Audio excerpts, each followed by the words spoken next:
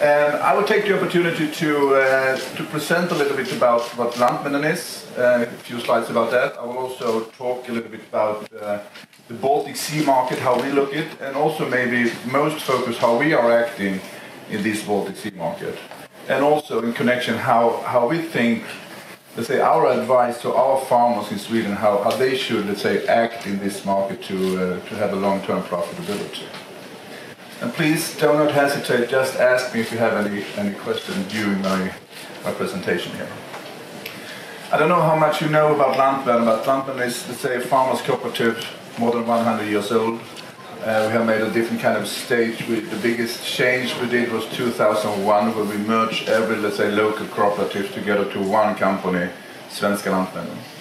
And it's difficult to see right now, but you can say the main focus for the company. We have two major tasks. One is to, let's say, contribute to the farmer's profitability, be able to, let's say, supply him with goods, buy grain, sell machinery and farm inputs to have it profitable farming. That is one thing.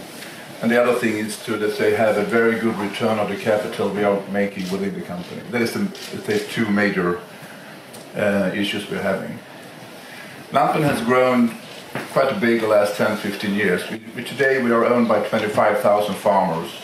I would say close to around 50% of them are active today.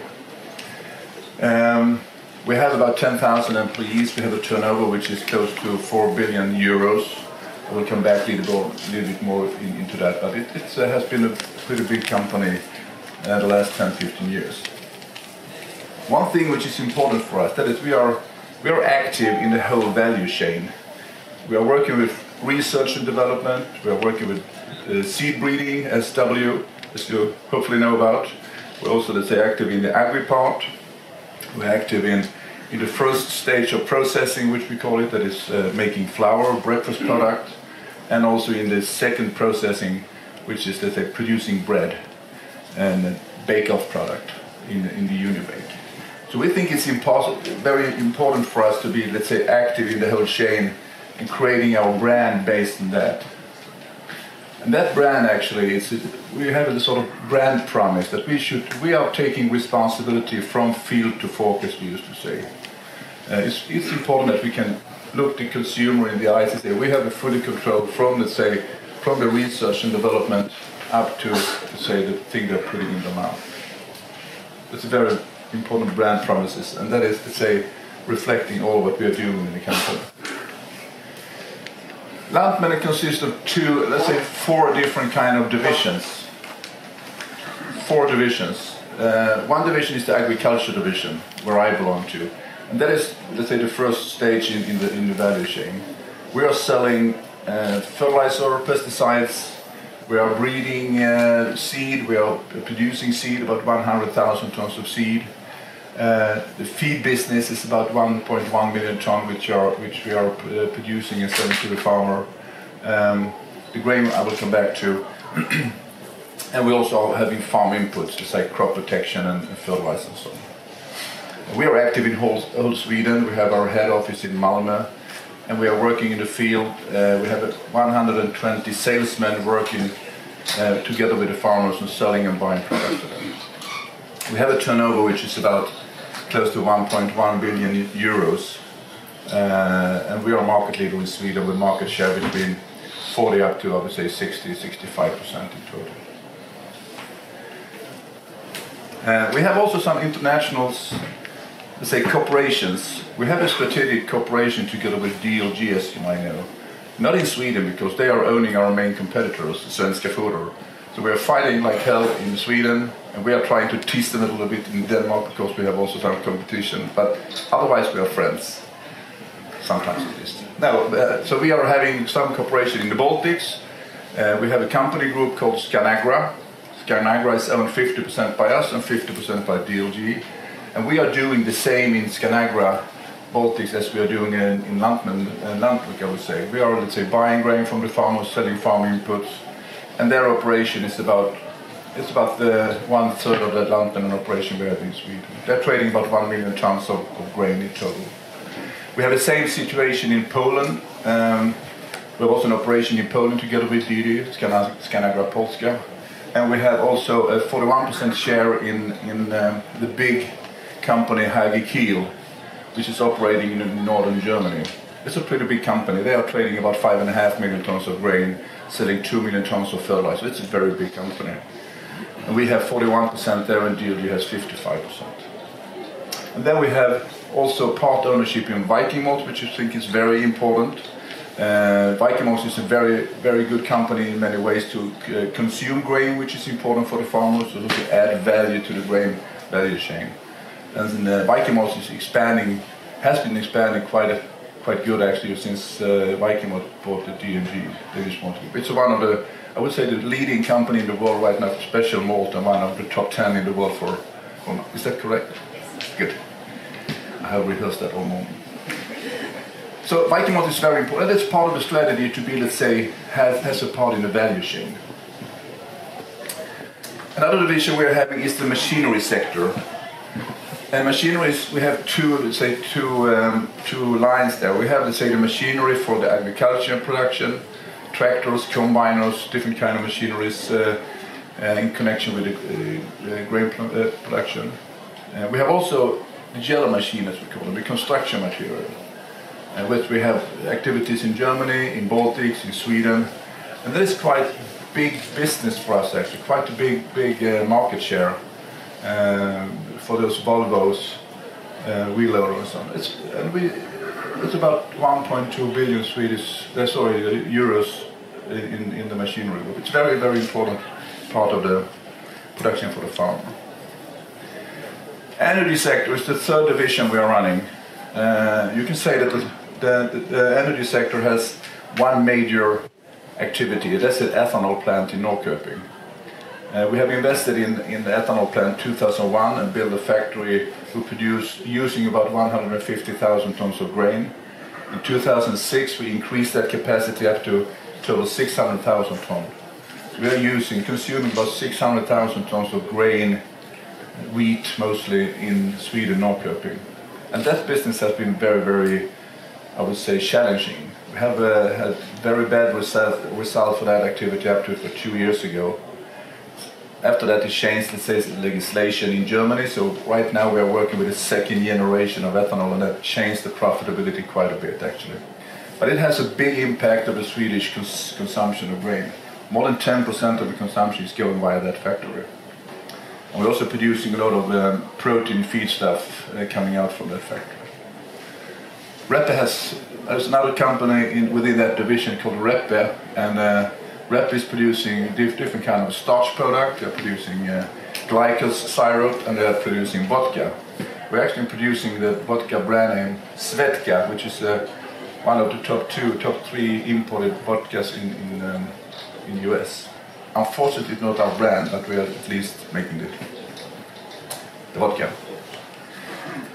The food sector is it is the biggest international part we're having within the company. And that has 2 lines, I would say, major line. We have the cerealia, which is the first processing line. Producing flour meal, we have operation in Sweden, Denmark, Norway, which is belonging to cerealia, producing, let's say, flour and breakfast product. The other line is Unibake. Unibake they are placed in 20 places in the world. We are active in Europe, of course, in Scandinavia, but we're also having bakeries in Ukraine, we have bakeries in Moscow, we have bakeries in the UK, Florida, a lot of places. 20 countries are we active in, and we are running in total 36 bakeries. We're actually the biggest producer of Danish pastry, this healthy product in Unibake, and also very big in croissant. And they have a turnover this is the biggest division, close to 1.5 billion euros. And that is still expanding. We recently bought a new bakery in Romania, so we would like to expand that business, and that's an interesting segment, interesting category. This was, let's say, the Lantmännen in a short brief, and if I now, let's say, go deeper in and concentrate to the to the grain activity. This is what we, let's say, have the figures, just to give you an idea what we are doing. The grain activity within Lantmännen is a concentrated to agriculture division. We are trading in total about 3.1 million tons of grain, and most of that grain is coming from the farmer. We're buying about 2.5 million tons of grain from the farmer actually. And then we are trading 600,000 tons outside the farmer, from traders, mostly actually from international traders. I will come back to the reason why we're doing that. We have a big difference compared to Finland. I understand that you are storing most of the grain at the farm after harvest. We have about 60% of all the grains we are buying is actually supplied during harvest time. So we are buying, of those 2.5, we are collecting 1.5 million tons during August, September, I would say. Give some challenges in many ways. You need a storage capacity, you need a lot of places to take it in. We have in total 47 places where we collect grain. Everything from small asphalt plates up to big silos. 250,000 tons is the biggest silo we are running in Helsingborg, for instance. And we are down to places where we take maybe 5,000 tons. And that is done during, let's say, August, September. That means that our business model is in many ways dedicated and focused based on that fact that we are buying a lot of grain during harvest. Of those 47, we have only, let's say, 26 of them open during the whole year. We store about 1.5 million tons, and that is done on those 26 silos.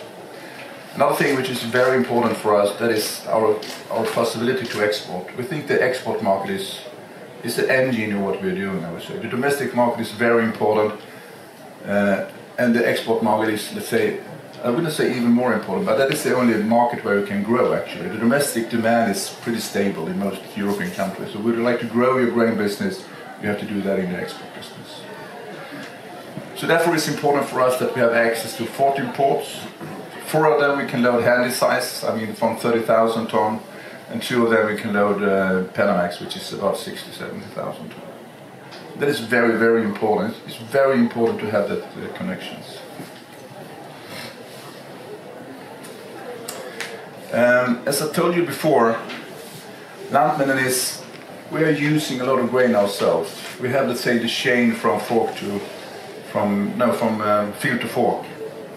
And that means that about 50% of the grain we are buying from farm, trading in total, I would say, is used by our own industry.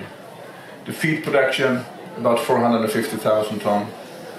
The milling industry, about 600,000–700,000 tons, including Norway.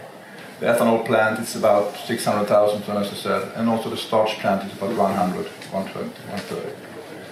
And that is a very important base for us. I wouldn't say it should be the only base, but the combination of an export market and own consumption is very, very important. And then we have also, let's say, the connections to Viking malt, for instance, which we also supply in pretty good quantities actually in Sweden, about 50% of the need. So this is an important base for our grain business.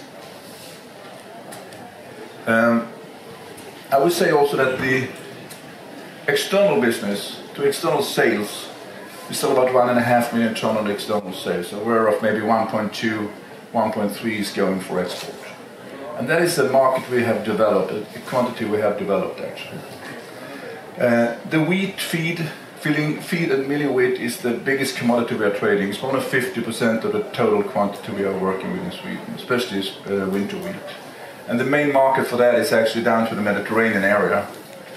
Here where we are selling a lot of milling wheat to Spanish mills, we are selling a lot to Northern Africa. All that belt, if you take, let's say, the Mediterranean, I would say that is the biggest deficit area in the world. They're having a need of 25 million tons. And then if you go a little bit more further to the Middle East, they have another 20 million tons. So this area is the biggest deficit area in the world. And we have, let's say, a good quality. We are pretty close to that market. So for us it's national to work with the grain export to those countries, especially for the wheat. But we are doing that in competition with others. I would say that the area around the Baltic Sea area is one big area when you can export goods. But we are competing together with, let's say, the Argentinian, together with Ukraine and the Black Sea area especially. They are very close to that market as well. They have normally a price situation, which is a little bit lower than the Baltic Sea area. But that's a very important area for us. Malting barley is another very, very important commodity for us. I would say that if we are buying, I would say 80% of all the barley we are buying is malting barley. I would say also that 80% of the barley which is produced in Sweden for sale, external sale, is also malting barley. And that ratio has increased quite a bit the last 10 years. 10 years ago we didn't have any production of malting barley in mid-Sweden, I would say around Stockholm area. Today I would say most of the barley for sale is malting barley actually. And I think that is a result that we have been focusing on the sales market, export market. That is a result also that we have been focusing on the research and development, breeding new varieties, working with, let's say, growing advisory and so on. So it's a good result, good example that we can work together with the farmer and from the whole chain from field to fork actually. Malting barley is a very important business. It's a risky business according to quality risk and so on. That together with oats is the most risky business we're going to call it to. The main market for that is outside Sweden, which is also very important of course, but for the export we have the Benelux, we have Germany, we have UK, sometimes we sell to Russia, but we have, let's say, established frame agreements with most of the masters in Europe that we have, let's say, constant supply to them in a long-term way. And oats, I used to say that Swedish oats is the best in the world. I have to reconsider that right now. It's together with the Finnish oats, I would say that Finnish and Swedish oats is the best in the world together. And that is true actually. If you ask, let's say, an oat miller in Germany, for instance, I'm 100% sure they prefer Swedish. I even think they prefer Finnish before Swedish, if I should be honest. Break my heart, but that is the case. We have very good quality, and we are focusing that on the quality milling oats to Germany. We are having a quite big export to US every year. We sell about 2 handy sizes, 2 sometimes 3 handy sizes to US market. Mainly it's feed oats, because we have a little bit too much quality problem, which we have to degrade it down to feed oats. But oats is a very, very important commodity for us as well, and as it is in Finland, of course. And here is one thing which I think Sweden and Finland can together with the knowledge, together with the market knowledge, can develop this business together in the export market. 100% sure about that.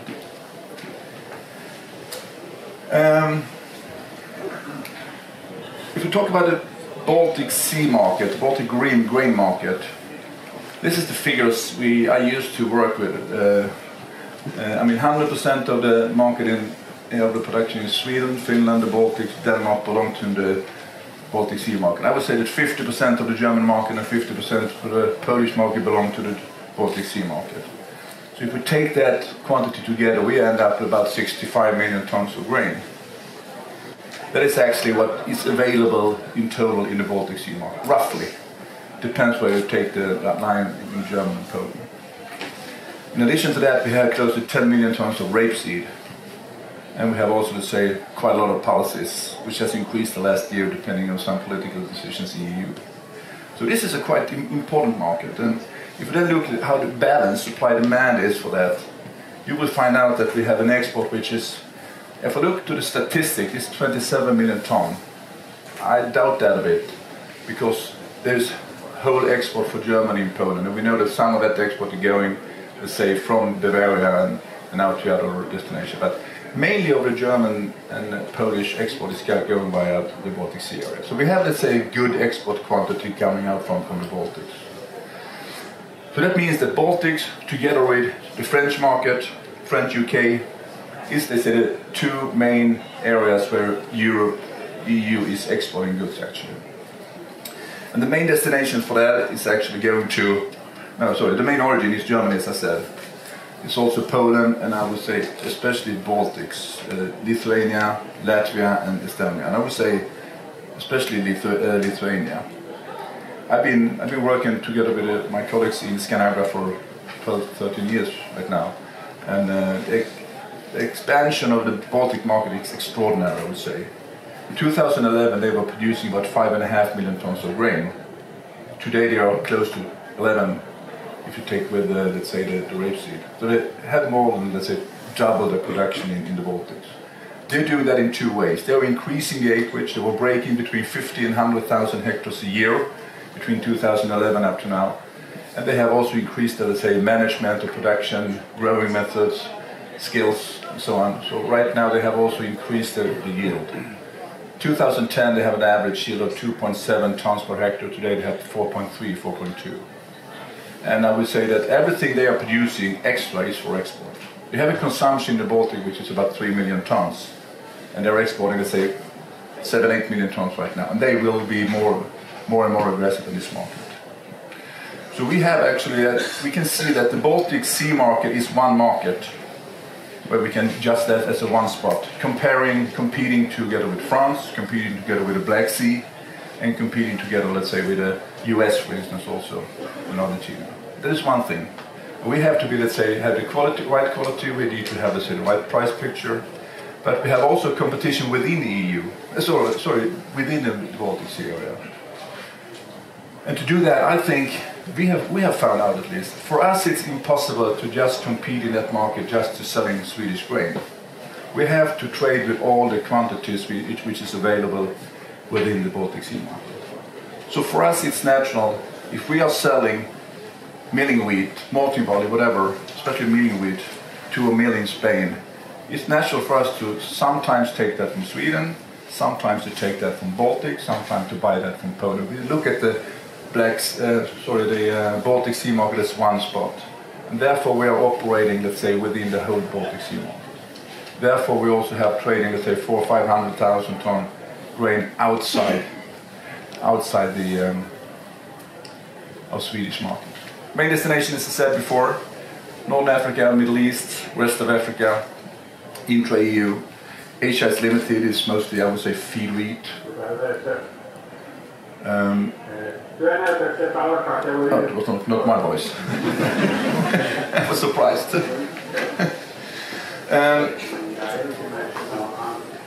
The structure of export.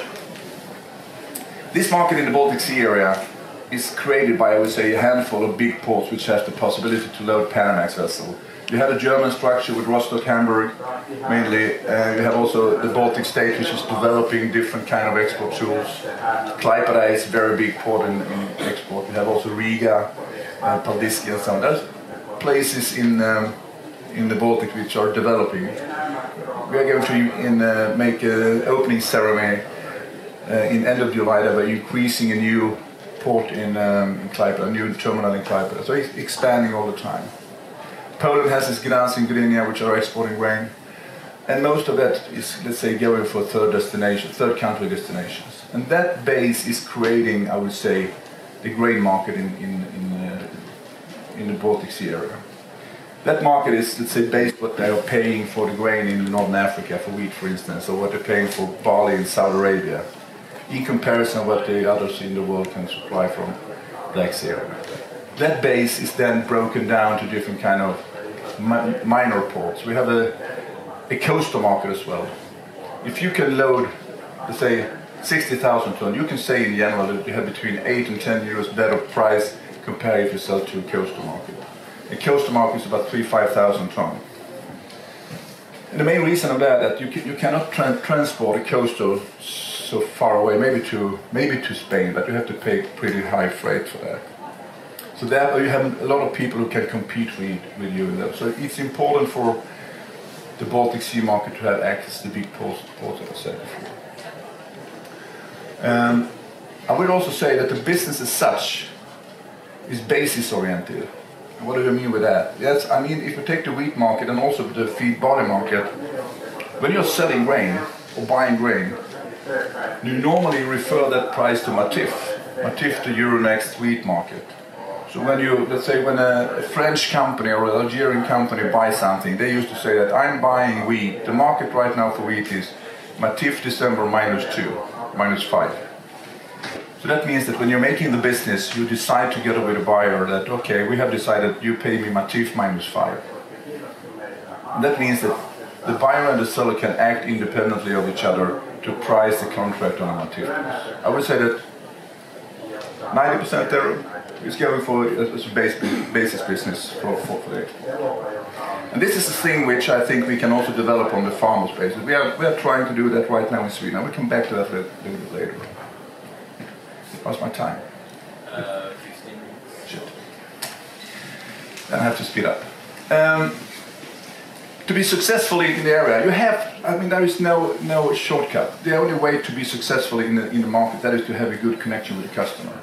And if that customer is living in Sweden or in Nigeria or whatever, it doesn't matter. You have to have good connections with the customer. You have to work very firm together with your customer. You need to have a flexible execution, because you can make money on trading if you can swap vessels back and forth. You have sold something to Spain, which you decide to take from Sweden, but it could be better off in the end to take that, let's say, from Poland instead. So you have to be flexible in execution. And you need to know anything about the market. You have to do your homework.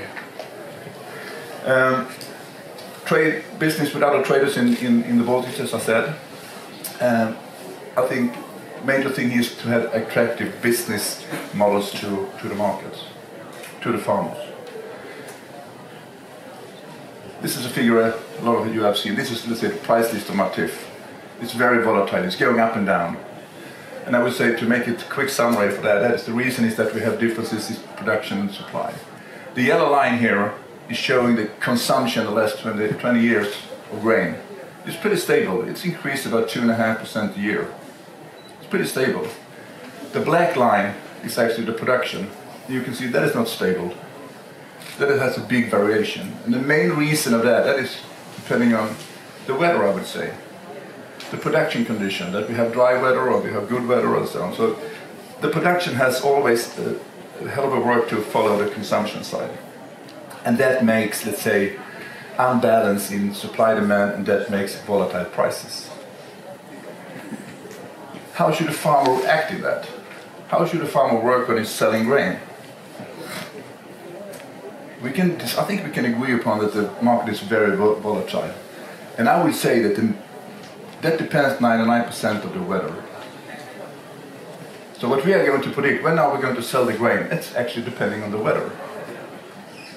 So, what is going to be for weather next week? Is it even possible to predict the weather? No way. This is pure luck, I would say, if you can hit a very high price level, depending on that you were guessing the right weather. We have to focus on other things. This is what we have been, let's say, talking to our Swedish farmer for quite some time now. We have developed quite a lot of different kind of contract models, business models, to focus to the farmer to think and act in a different way. We think actually one should try to protect the margin. If you don't know the weather, and if you do that, you should be in another business, I can tell you. You have to protect your the margin, and you have to, let's say, from that create a sales strategy. To work in a volatile market is very dangerous if you don't have a sales strategy. I think one has to decide what kind of risk am I preparing to take? What kind of risk, what kind of lowest grain price can my farming company survive with? What is, in the worst case, what is the lowest level I can achieve? Let's say the lowest level I can survive on long term. I think one has to decide. One has to have control of the production cost. Based for that, I think one should have created a different kind of sales strategy. And I'm not saying that the sales strategy should be the same for each farmer. I think each farmer has created their sales strategy based on what the lowest price they can survive with. Some of them can be working. I'm selling grain in the same speed when I'm buying goods, for instance, fertilizer. I'm selling in portions. I'm working long term. I'm working short term. You could have a rule saying I would always like to sell 30% of the grain before the harvest. You can also say that if we have a high price, you will also have a high price, maybe not only for this season, we will have also for next season or the season after. Not that high, but at least higher than normal. Work long term with that. I think one should have a rule that if you have a price which is higher than production cost, one should consider to try to book something, try to price something in that. Decide the lowest price you can accept. And I've been working with this business since 1988. And in the first 5 years when I was young and stupid, now I'm not young anymore, you cannot find a price peaks. It's just pure luck if you do that. There's nobody to ring a bell when the market is turning. And I think one should work in a strategy to decide what kind of price level should I go in and out. And if we have a situation, if we have an example, let's imagine we have a market situation right now when the price is 150 euros. That is the market right now. Then you have to decide for yourself, what is the lowest level I can in any way accept? I come to my calculation that it's 125 is the lowest I can accept. I think also it's important to decide what upper level do I accept. I could say 400 euros there, of course, but that won't happen in the nearby. But maybe one should be very satisfied with the price is 185. And then I think one should maybe not do anything on each level, divide the level into pieces, and then decide how much am I doing in each level. And if the market goes up or down, then you will have, let's say, different kind of levels. 140 is not that bad, not that good as 150, but it's better than the lowest price you decided 125. 168 is not, let's say, 185, but it's better than the 150 you're having today. This is an example how you can work, let's say, with different kind of strategies. And to do that, you need to have some tools. You need to have some price tools. And we have been developing a price tool, which I think is one reason that we had a very successful grain trading the last 5-7 years. That we have created what we call different kind of business models, which we are offering the farmer. We're having forwarding price, it's a fixed price contract, spot, I will come back to that a little bit later. We have the pool price, day price, deposit, financial trade, and so on. We have a palette of different kind of business model which we are offering the farmer. Because I think the farmer is one thing which is strong with the farmer. I think you would like to have, let's say, an opportunity to choose yourself. You don't would like to have anybody saying do like this. You would like to have the option to choose. So this is one way of choosing. Are you going to implement this in the Finnish market as well? We haven't done that yet. No, but I think, and that is not 100% sure that this is the right, but I think we should take the thing which we have been, let's say, successful with, together what you have been successful in Finland, and try to optimize what is best for each market, to take the best out of the best. And if this is going to be, let's say, the right way, then we should, of course, by our retailers and Lantmännen Agro implement that, of course. But we have seen that this is a good way for us to create, let's say, business and advantages to the farmer. Fixed price contract is that we are updating 500 prices a day, every commodity, I would say, and a lot of period. You can sell to Lantmännen today rapeseed, multi-volley, wheat, mostly commodity. Supply today, supply in 6 months, today 12 months, supply in 18 months. We have always a price which is based on the market. You have to commit yourself with the quantity, and we're pretty stiff in that. You have to supply that quantity up to, let's say, 90 to 100%. It's a commitment, but you have the possibility to do that. So this can be useful, let's say, when you're making your strategy. We have a tool, a business model which we call pool price. And pool price is actually a trust between us and the farmer. The farmer said to us in the end of March that I have 500 tons of wheat, please sell that to me best possible. And that is what he supplies during the harvest time. And that is a, let's say, big confidence is leading to us. So when we have had this quantity, we try to optimize the selling. And in the beginning of December, we present the prices to him. We have been selling for his behalf. And if you look at what we have done with that, we are, let's say, selling using the cash market, but mainly we are using the Matif market and selling a lot of Matif futures, and we're also working with Matif options to let's say, secure a good trading opportunity. And we have been obtaining the last 5-6 year prices in the upper level of the price range we had during that period. And that is one thing which is very, I know it's let's say, appreciated by the farmer. We have something we call deposit contract. Deposit contract is when you supply something during harvest time to us, and you think, I don't have the space to store it, but I don't like the price. Okay, supply it to us and you can price it later. in your option. This is one thing which we are working on. And then we have some, let's say, soft values. We have some drying contracts, maybe not that valid here because you dry yourself, but we have fixed cost. We have a website we put a lot of effort to. We have market information, we have price information, weather maps, trading strategies, whatever. You can also make a business on the network. You can put a sale order into the network, into the website. And when the prices go to that order you have put, then you have filled it, you have sold it. Or you can have a text message from a phone that, okay, now we have the price level, which is 160 or whatever. We try to communicate quite a lot with the farmers via the website. And I would say the last thing which we are offering right now, launching in, we'll launch it the 17th of May, that we offer financial trade to the farmers. So today we have a platform which means that the farmer can use that platform and sell or buy a MATIF contract by us. So we have, let's say, the MATIF running up and down, and he can sell or buy contracts, short-term, long-term, whatever. And this is a reason to, let's say, has a tool to fulfill the strategy I was talking about before. And I think you need, let's say, a bunch of tools to do that. This was actually my last slide and my last, let's say, comment, and I would ask whether you have some questions or some arguments for or maybe even against. It should be interesting. And I think it's important also that one has to realize that we are one market in Sweden. If you go to UK, for instance, they don't have exactly the same tools as we are having. If you go to Germany, you have also different tools. You in Finland have also different tools.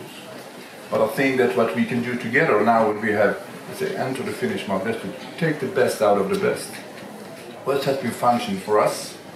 What has been functioning for you? Maybe we can use something what you're doing and the opposite. So it should not be a copy-paste. You have to, let's say, see what's most important for each market.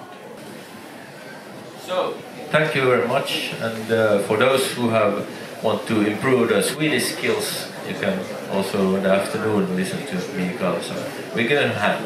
Thank you very much.